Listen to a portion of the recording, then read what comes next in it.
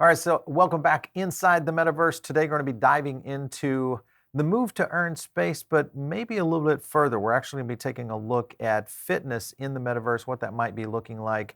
There's a lot of things happening within the space. Obviously, you guys have seen our coverage on STEPN and many others that are kind of moving in this direction. So we're going to dive a little deeper. My name is Paul Bear. Welcome back to Metaverse Insider. Let's get into it today with Keith Rumjahn, who is the CEO of OliveX, which is one of these companies that is kind of going in this direction. So welcome to the show, Keith. Thanks for having me. Yeah, let's get into a little bit about what you guys are doing overall, OliveX as a group, a project, a company. Give us a baseline of where you guys are going, size of team, et cetera. Yeah, so I'm Keith. I'm just CEO of OliveX. We're a listed company in Australia. We're building what we call the fitness metaverse, and that word's been thrown around a lot. So we think of fitness metaverse as fitness 4.0. So what is fitness 1.0 is DVD and cassette tapes and Jane Fondas of the world. 2.0 is live streaming and on-demand video. And then 3.0 is where we're at right now. I think a lot of people have played Pokemon Go, which they close to $8 billion in revenue. People might have played Ring Fit, where you have a Pilates ring and you're fighting monsters. They sold 10 million copies. And then Swift, an indoor cycling game where you can go online and cycle with people online, right? So, but these games are silos, right? Individual games. What if they're all interconnected? What if I cycle for 10 kilometers, I get a black t-shirt as an NFT, and now I can take that NFT and use it in my running game, in my rowing game, in my boxing game. That's the dream we're building, right? And so we have multiple games. We have Dustland Runner, which is a running game. We have Dustland Rider, which is a cycling game. And these NFTs are going to be interoperable between these two games. So Dustland, I think, was the one that we were intrigued with when we were doing some research on you and the project. First of all, running games or running applications, I should say, when we look at Metaverse and how integrated that is going to be in real life. Explain to me what you guys are trying to do as a goal here. Is it a true, play and earn approach? Is there more entertainment here, or is this purely targeted at trying to do something around fitness?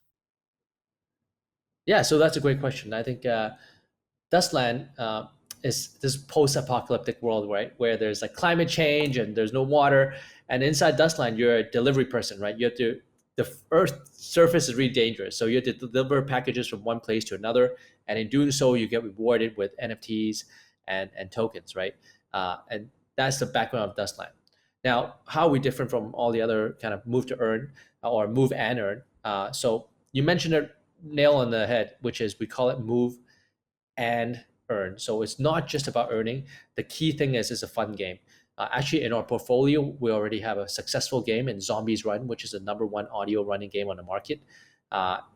People have played thousands of, there's been Nike, there's been Strava, all these running apps, but we have carved a niche in the audio running world. People love hearing a story while they run, and this is a non-crypto product that people actually pay for. And now in Dustland, you get to experience it for free and you get something out of it. So we really believe that we've got a great core game engine, and it's fun first and then earn second. So you're mentioning game engines here, Six to Star Game Studios. Is that one of your companies or one of the underlying tech groups within OliveX that are building games? How does that play into it? Yeah, so we acquired Six to Start just about a year ago, and so they're fully owned by us. And so one of our strategies as well is that we continue to acquire different studios to build out different games and interconnect all these games together in our fitness metaverse. Okay. All right, so let's talk about this because obviously we've seen the success of STEPN, from a move and earn, play and earn kind of approach. They've had some success not only with the token side of things, but also this kind of exclusive, hard to get to approach that creates a little bit of a network effect. We had their CEO on; he talks a little bit about that. What are your thoughts on that? Because I think there's a bit of an argument there when you look at opening up a project like this and making it available to a lot of people or just a few people. What is the approach that your apps and games will be going in terms of rolling this out to individuals? Yeah, so first of all, I think they're doing a great job and they're leading the way, and so Kudos to them. I can't knock on them, but I think we have a different approach. I think we're trying to reach 1 billion people, and I think Mhm. people are excited about Move to Earn because it can get my mom, my sister, the non crypto people into the game, and in doing so, it's very difficult. If the starting point is like $1,000 NFT, right? Right, So in our difference is that we want to actually get people in a free to play loop, and then eventually earn their first token and their NFT through our mhm, games, and that's how we're going to reach more people. And secondly, uh, if we're going to align to the 1 billion people, we don't market to the existing crypto audience, right? We're not at NFT right, NYC hosting a party. We're partnering with existing brands, right? So we have Gold's Gyms, Les Mills, Gym Aesthetics, all these brands that have users that are non-crypto but are into right. fitness, and we're reaching them. Do you feel like it's gonna take more of the non-crypto space? Because I've talked to several, people that are trying to, level up when it comes to NFT execution and just awareness.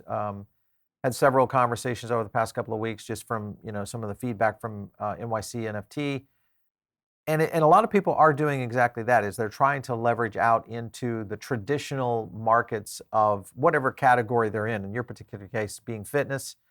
Do you see that really as the holy grail for growth? Is that where it's gonna happen? Would that happen through partnerships with companies like Nike or someone like that? What would be the strategy for being able to expand to 1 billion people?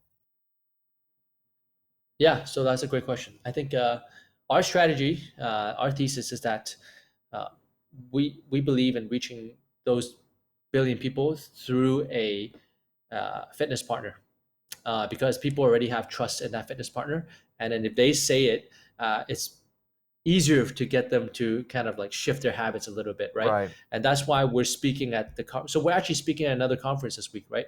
Instead of NYC, we went to Miami Ursa, which is a fitness conference, right? To Yeah. find even more fitness partners. But actually, you'd be surprised; they're all thinking about this already. Mhm. So it's coming, and so we're there to help them enter the metaverse.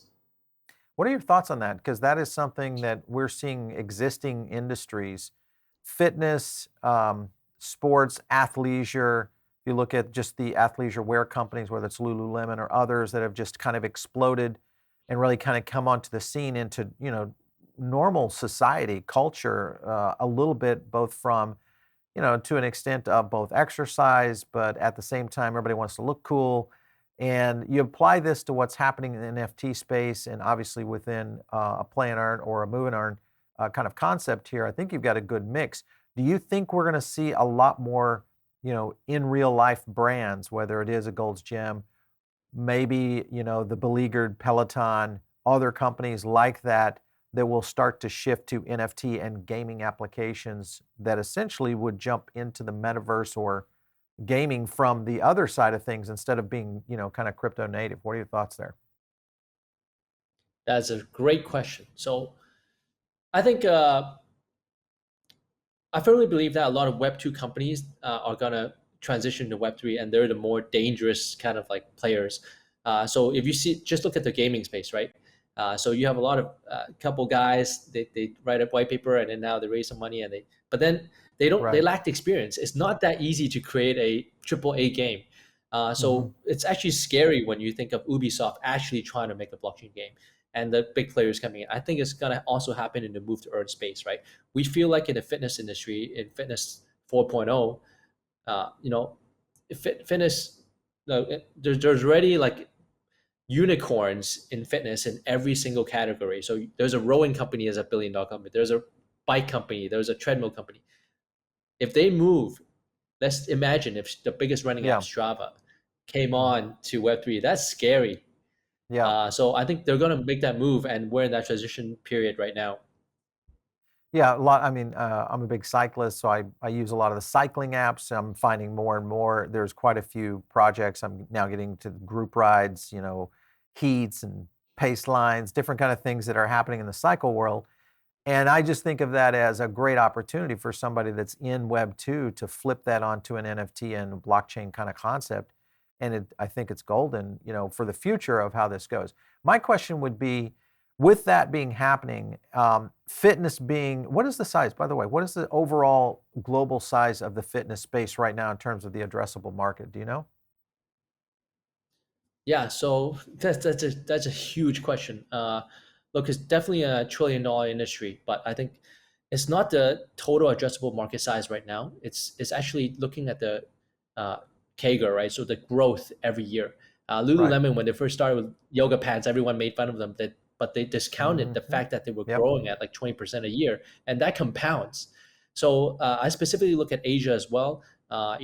U.S. about Uh, 6% of the people have like a gym membership, but in Asia is like way below. We're at maybe 2%, 3%, but that's growing like by 1 or 2% every year.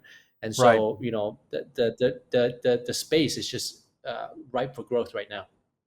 Well, we're also seeing a bit of a shift demographic. Obviously the boomers, globally, they had not really grown up with fitness, and whether you're a vegan or you're eating healthy or you have, a paleo diet or all these different, functions that have kind of been birthed by both Gen X and millennials.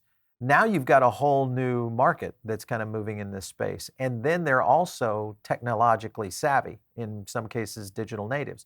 So it does kind of lean in, I think, a little bit on where the future could go here, from an overall standpoint. Talk to me about how you guys go about acquiring games. And are you a studio? Do you actually develop games, or are you mostly doing acquisitions and then working those acquisitions into other components? Yeah, look, I think the way we think of it is that we actually like have strong ties with Animoca brands, and the strategy is quite similar, right? So, in order to create this fitness metaverse, we believe there will be multiple fitness games. We believe people are fitness omnivores. If you do yoga, you might run. If you do cycling, you might swim. We can't have one game that fits all. Now, the Yep. question is, can I build all those games myself? Probably not. So the way to do it is build, invest, and acquire, right? And so Yep. we have in-house studios that we acquire and build, but we also invest in other games. So we invested in DeFi Disrupt, which is an AR location-based game, walking G notepads, and the hope is that because we've invested in them, now our NFTs can work together. And what we want you as a user to do as a player ultimately is that we don't want you to get bored, right? Yeah. And if you think of it, no one plays a game for 10 years straight. So the more successful companies are actually studios like Ubisoft and Blizzard. They have Sure. new games all the time. That's what we're doing. Okay. So I think that's a good approach, because I think you're right. You do get the cyclical, especially in fitness. You get a lot of cyclical kind of content, a lot of different, fitness gurus out there, whether it's on YouTube or, in different aspects of social media. We're seeing a lot of movement in that space in terms of growth. I have a ton of questions for you around economy and maybe on the marketing side. Let's get into the economy side of things. When you compare this to, say, Steppen, because this is, I would say Steppen is the axis of move and earn, um, in the essence of, they were one of the early movers, big adoption, kind of a little bit of the narrative around exclusivity. You guys have the Dose token. How does your economy work in comparison to, say, a Steppen type approach? Yeah. So look, I think um, Steppen is great, but I think the problem is that as you can see on the market right now, right? Like a lot of people that one they were giving out a lot of money essentially, right? Sure. And I think the way to think about it is that you have to think about the tokenomics and token sinks very seriously. Yeah. I think if you give away hundreds of dollars a day, that's going to be tough. That's going to be hard for any economy to sustain. I think you have to Hmm. go back and rethink about. So currently, there's a problem, right? The problem is that people rely on the NFT sale uh, Yeah. to generate income, and number two, they don't have enough token sinks, right? So you rely on new people, kind of like over. It's like you need new players, basically, right? And even if you've seen an axie, it's hard to recover from that. So the way to solve it is that basically you're not making most of your money from NFTs, and you have to spend your tokens to kind of like craft and upgrade and Right. do things in the game. Like basically, this playbook is already existing in existing Web2 games, right? All right, so I want to thank our sponsors today, and that is Emrit.io. When you're thinking about helium mining, this is the company to maybe take a look at, because it is one thing that they're approaching, and that is the ease and process to actually start and getting going on mining. So right now you can actually order a device, which that's probably one of the biggest things that you face right now on helium miners is the lead time to get one of the miners in and to you. With Emret, you actually can get the miner very quickly. You order it, you can activate it, and then start mining. You go through a process of setups.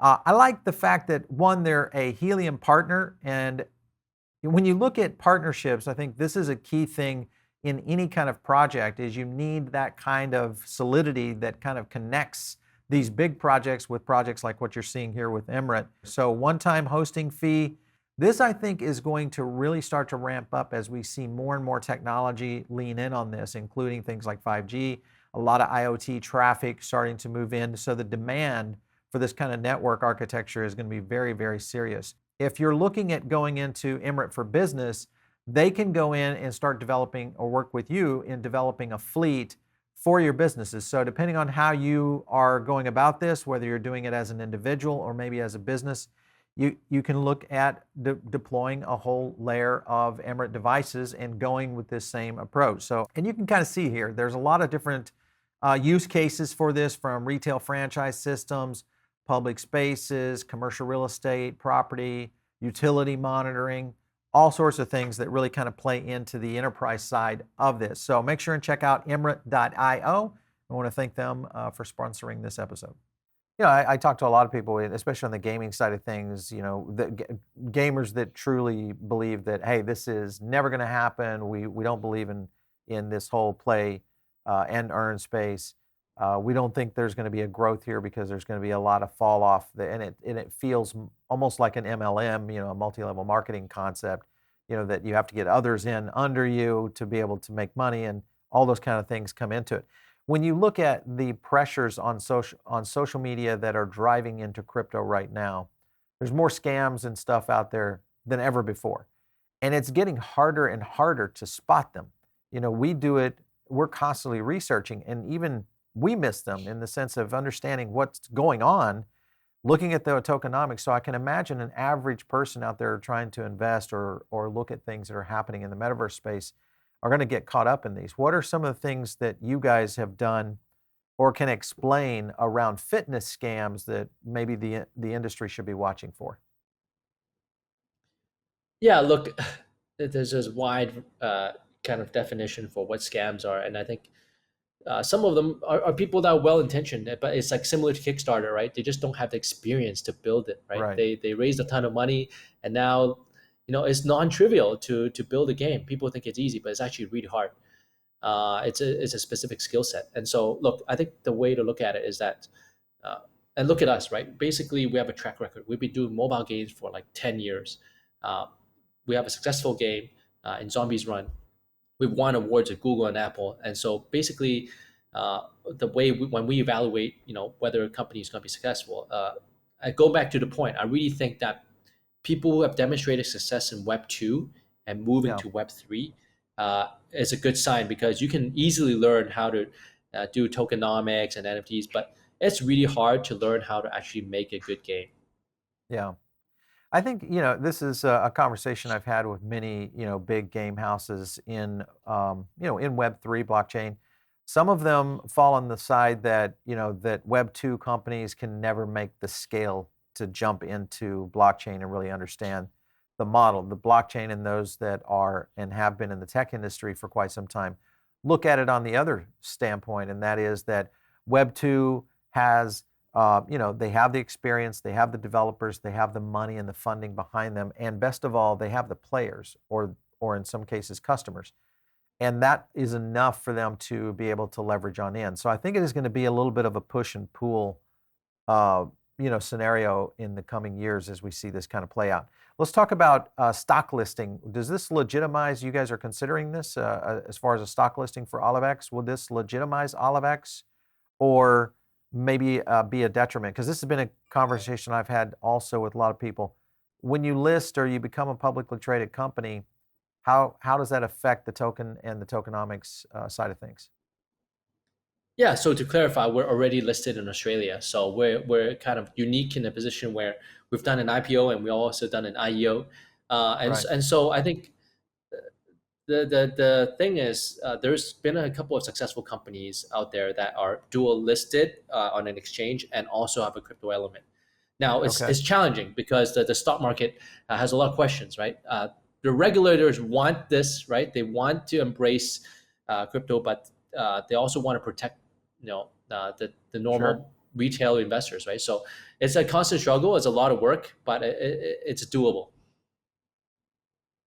So as far as you're seeing within, how long have you guys been listed? We've been listed for a year and a half now. Okay. So a year and a half, and you are the token is trading. So how have you balanced that with the essence of both a publicly listed company there in Australia and the token itself? Have you seen any kind of, whether it's been major issues, concerns, valuations in either side of the approach? Yeah, look, I think because we're listed, it's harder for us to do crypto because there's a lot Yeah. more regulations and a lot of governance, and so we have to hire more lawyers and take extra precautions. But that's actually beneficial to our customers who bought the token, right? Because there's a strong kind of governance in place. We're not gonna, run away, and so that's the upside, but just more work for us.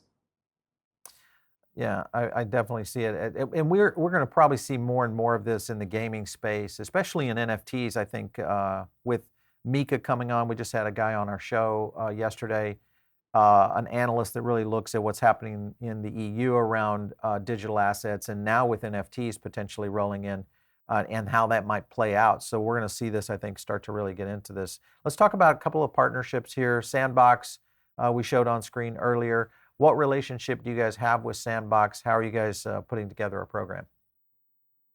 Yeah, so Sandbox is a very very strategic investor of ours. Seb, their founder, is also an investor as well. So we have a large piece of land. We have a 12 by 12, 144 piece of land, and Okay. inside we're building a fitness metaverse. We have 6 to 7 different brands. We just sold our first NFT collection. Basically, these fitness influencer characters you can use inside our gyms. Just 2 days ago, we sold out, and so this is going to be the first fitness themed metaverse inside the sandbox. It looks great. I mean, the graphics are pretty amazing when you see this. And I think the key here is yet for Metaverse for people to understand, maybe how the dynamics are going to be in terms of real world potentials there, whether it's brand marketing, real revenue, et cetera, that will start to drive into that. Let's talk about a couple other things. The Kara Smart Fitness Mirror, explain that one. Yeah, look, we're because we've been around for a while. We've been around for 5 years. One of our products is a at home fitness product.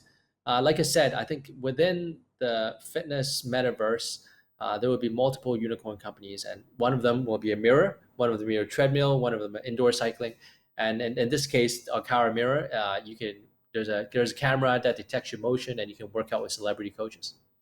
Okay. Has this been successful for you guys? How many units are you rolled out on this? Yeah, look, I think to be honest, we found success with this product in Asia, in Hong Kong in particular, and but uh, the hardware business is tough. Yeah. And as you can see with Peloton, there are Yeah. lots of Peloton's taken headwinds a against theirs. big hit. And if you there we have a competitor, and Lululemon acquired our competitor, the Mirror, right? Right. It's a Hmm. very similar product, and they're also experiencing a lot of problems because look, the whole global supply chain is so number one, you don't get the supplies to build it, and number two, you can't really ship it out of China, and so Yeah. that's why we've shifted our focus and moved into Web3. Yeah, and I think that's going to be really kind of the future there. It's much like if you kind of compare this to maybe the device systems. The mobile device has become pretty much the tool set now for any average user and they're getting so excellent in terms of their capability, whether their camera systems are getting better, obviously the geolocation services, et cetera. ApeCoin integration. How is this going to happen? Yeah, so this is another NFT sale that we did earlier, and I think we've taken the two biggest themes at the time, which was Move to Earn is really hot, and ApeCoin was also really hot. They just announced it. So what if you can move to earn for ApeCoins? And that's exactly what we did. We had a collaboration with them Yeah. where if you buy this Ape Pass, if you come into our audio story app, only people who have the pass can unlock the story. And the story Okay. is about an ape who got captured, and you have to save them. And then in doing so, you earn some ape coins, right? But there's a little nugget of insight here where we think that on top of working with fitness brands, we also feel like in the Web3 world, it's like a parallel universe, right? Just Yeah. because you're famous in the real world doesn't mean you're famous. So we saw the power of like Bored Apes and like those Hmm. brands that exist in Web3 really attract the Web3 users. Yeah, for sure. That's something that I still think this is going to be a very interesting use case, and for maybe for academics at some point, because you're right, we're going to see the birth of a lot of Web3 concepts and brands that just really kind of, from a brand positioning, we could be seeing the new Nike, being born within the metaverse. We could be seeing, the new H&M, et cetera, that start to really rise up and become something that in the real world would never have, a brick and mortar, or would never have use case scenarios, but only in those kind of scenarios. Um, Kettle Mine NFT. This is another one that you guys are working with. Explain this one. Yeah, look, I think okay, if you look back at all the games that you've played, the best games that you've played probably have a story behind it, right? Yeah. You're not really going to remember the experience where you just click, click, click, click, click, and there's no story, right? And so the thing with Dustland is that we have different locations, and Hmm. so when we first launched the game, if you played the game, you get a free NFT airdrop, and I'll explain a little bit around why we think about that. Our principle is that we want to reward early users, and we Okay. believe that everything is a build up. And so the first NFT drop was the Kettle Mine, which was free. Yeah. And then that led up to our Ape Pass, right? And Ape Pass, you had to play the game to be on the allow list. And then so everything leads on to like something else. And you needed to Yeah. have the Kettle Mine to mint the Ape Pass. And so that's Right. how we think about it. Yeah. Well, and I think, these are the graduation points of, really kind of, if you think about psychology and marketing, and what university have been teaching about this is this evolution of loyalty. And once you start to layer in loyalty that has some sort of asset potential, now I think you've got a very interesting concept about how people really will attach themselves to brands. And we're already finding this in the crypto space, because you find this around these cultish like tokens that are out there being traded. And once they get utility, whether it's an NFT utility or some other use case scenario that's happening in Web3, you start to see these culture communities really developing. With all that being said, and you guys are into a lot of different things, hardware, software, Web3, Web2 conversion, where do you see this going? I mean, because this is going to be, are you just trying to put enough oars in the water so that you're in the right place when the market kind of, the funnel goes to a certain sector? What would be kind of the perfect position for OliveX to be in say 2 years? Yeah, that is a great question. And I think, look, I think if you look at Facebook and Google, they're not successful just because they built their product, right? They like Facebook actually acquired some great products, right? They acquired Right. Instagram, and I think WhatsApp, right? And Hmm. so what we want to be is basically uh, top of mind for Move to Earn. We want to have some successful games under our belts that you would have played, but we also want to be, investors and also in the top Move to Earn games, and also partner with them, right? So we want to be uh, top of mind in every single top Move to Earn game because, like I said, I really believe that if we're dabbled in all of them, the player benefits in the end because your NFT can now Yeah. be used in multiple places. And it's great because you start off running and then you discover in our OliveX metaverse, there's other games. You pick up other habits and you become healthier through that as well. Right? So that's our ultimate goal. Last question for you, and this is something that I just am finding personally interesting, is this unique cottage trend here in the United States. I don't know if we'll see this well, we probably see it in South America and even Europe to a certain extent, but that is athletic advancement through software applications. So what I'm getting at is whether you're in America, let's say the US, it's mostly high school football players that are now starting to try to ramp up their game level. So they're using a lot more technology. You look in South America, it's the soccer players, Europe, the soccer players, in some areas of the world now, in China, a lot more basketball, camps that are moving to technology. Do you see this maybe evolving out into beyond the fitness space? Because now you're talking about a premium class. It's no longer, the weekend warrior that won't pay to do something like this. It's somebody that's maybe investing in their, whether it's their college, their career, or something further on down. Do you see there as a potential market for that for that particular space? Yeah, look, I think that's what I did with my previous startup. It was very focused on like basketball and like Mhm. people trying to get into college basketball programs. But anyways, I think look for OliveX, I think we have to go back. You want to reach 1 billion people. The people that play Pokemon Go and Ring Fit are actually just Right. people that aren't that fit, right? They just want to have a good time. They don't have they're not showing off their top scores, right? Yeah. That's what we want to be first. If that your mom and your sister and your uncle like that don't exercise regularly, there's a good game. Let's try it out. And Yeah. then we actually want people to graduate from our games once they have a habit into something more aspirational, like what you're saying, right? Once they have a habit, Yep. they want performance. They can move on from us. Yeah, for sure. Hey, listen, Keith, it's been good talking to you. I love the move to earn space. I think, when we see fitness in the future here, there's a lot happening, really, especially in the convergence between Web 2 and what we have today, in a lot of these projects out there that could really be emerging in the Web 3 arena very soon. So great to have you on the show. Thanks for stopping in. Thank you so much. Those are great questions. Thank you, Paul. Yep. Okay, so you guys are tuned in over on the podcast right now. This is, of course, Metaverse Insider, and we have another show called Tech Path Crypto. You can search that if you're on Spotify or iTunes right now listening to the audio version of this. But guess what? The best place for you to catch all these great interviews and a lot of our analysis, we're going to be doing our Metaverse tokens later this week, hopefully. So don't miss that one. And the way you do that is you jump over to YouTube, subscribe to the channel, like a few videos. It'll start putting it in your feed, and you'll get all that good stuff. Make sure also and jump in on our Diamond Circle, which is our private group where we share a lot of really kind of our inside research, a lot of our crypto power index where we track Metaverse, NFTs, all that kind of stuff. But it's very easy. It's free to join. Just jump in the link below. And of course, if you want to reach me, it's out on Twitter at Paul Barron. I'll catch you next time right here on Metaverse Insider.